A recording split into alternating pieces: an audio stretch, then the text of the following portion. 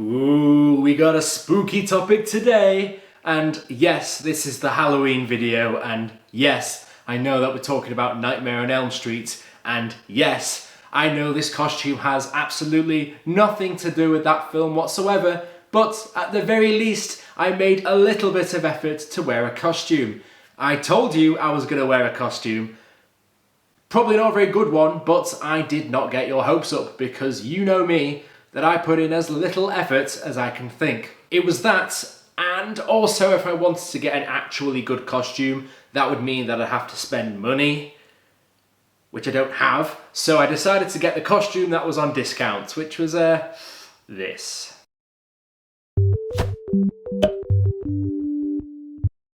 Hello! Welcome to Brain Spill, the laziest show on the internet. My name is Tank, and despite the costume that has nothing to do with the theme of the video, we are talking today about the horror classic Nightmare on Elm Street, and that the film itself is based on real life a little bit more than you might assume.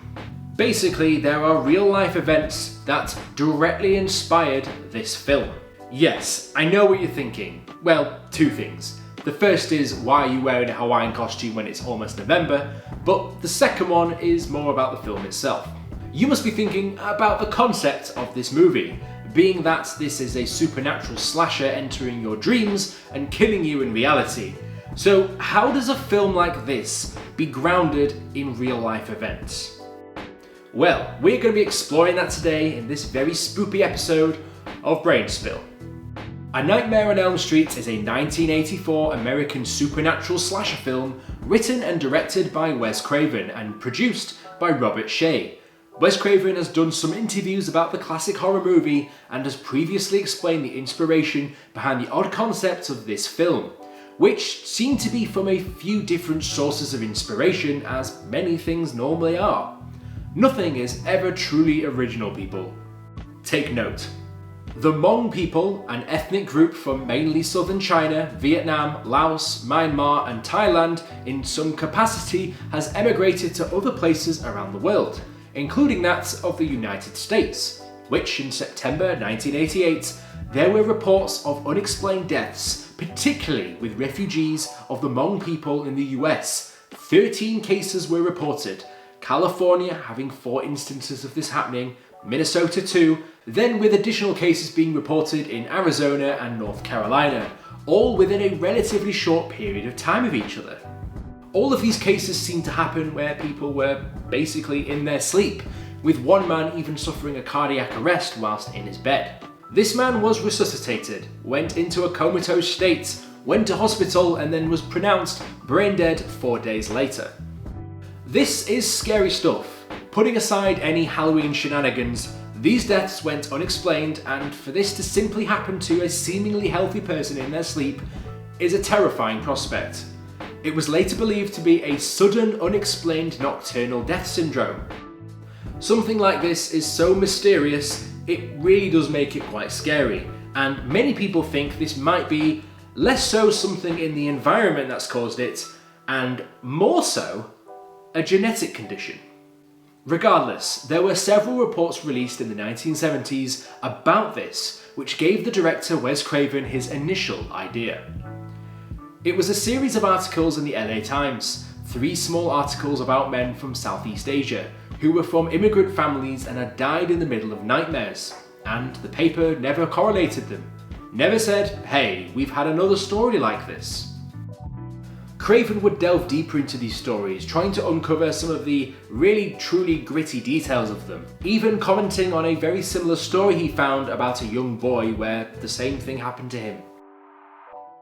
He told his parents he was afraid that if he slept, the thing chasing him would get him, so he tried to stay awake for days at a time.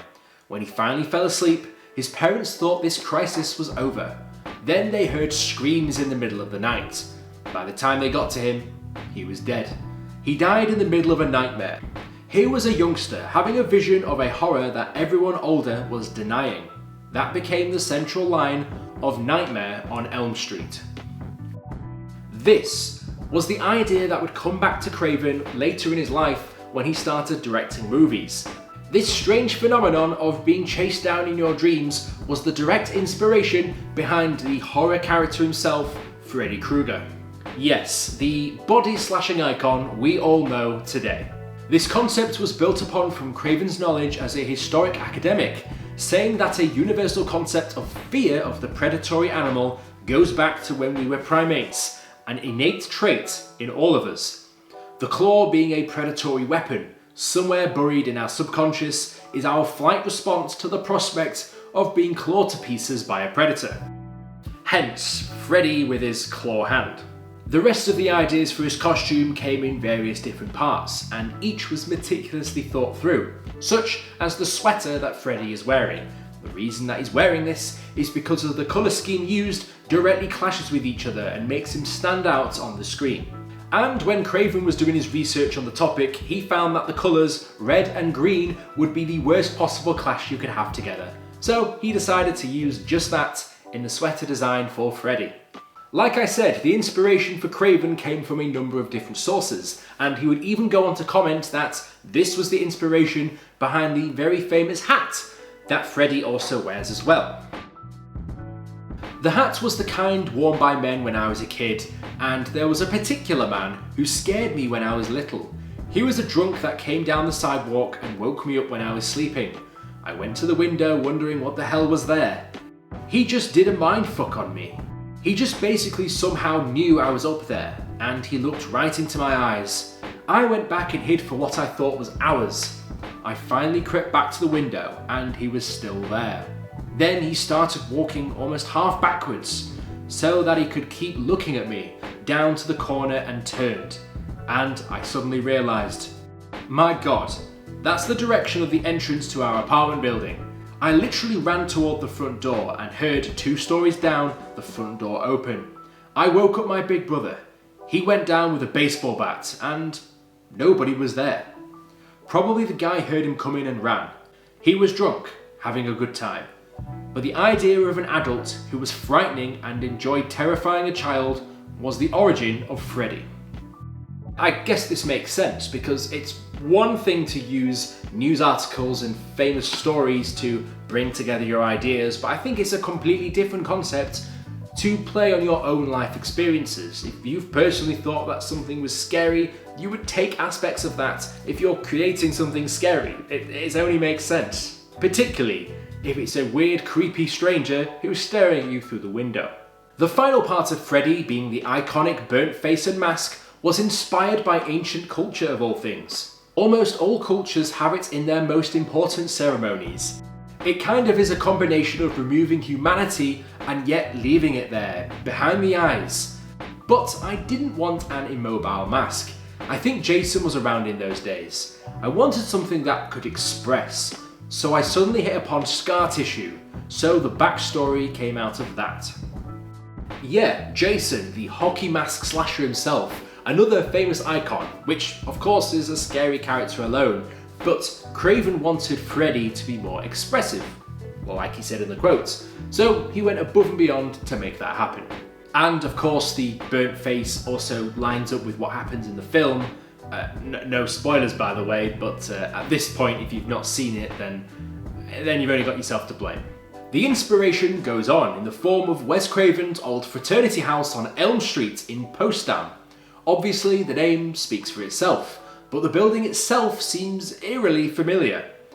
Well, this one is unconfirmed by Craven as he straight up denies the connection, but this does not ignore the fact that he taught at Clarkson University in Potsdam for a number of years. The same place with a street called Elm Street. Even if he denies it or didn't realise the connection was there in his head, perhaps subconsciously he's managed to pull that from somewhere and created the frame concept for Nightmare on Elm Street. So you get all of this, you smush it together, and then you've got yourself an idea for a movie franchise that would well and truly become one of its own. A timeless classic which would span for years or even decades into the future. And it just goes to show that you can pretty much take inspiration from anywhere, from your own personal life, from the news, from strange colours on sweaters. All of this stuff can be put together to create something truly unique and truly iconic. If you like the video, be sure to like and subscribe. If you want to be notified as soon as I upload my next video, be sure to hit the bell button. And if you've got any ideas for what topics you'd like me to discuss next, let me know down in the comments below. As always, sources used in the video will be in the description. Ooh, spooky. Almost as spooky as me wearing this.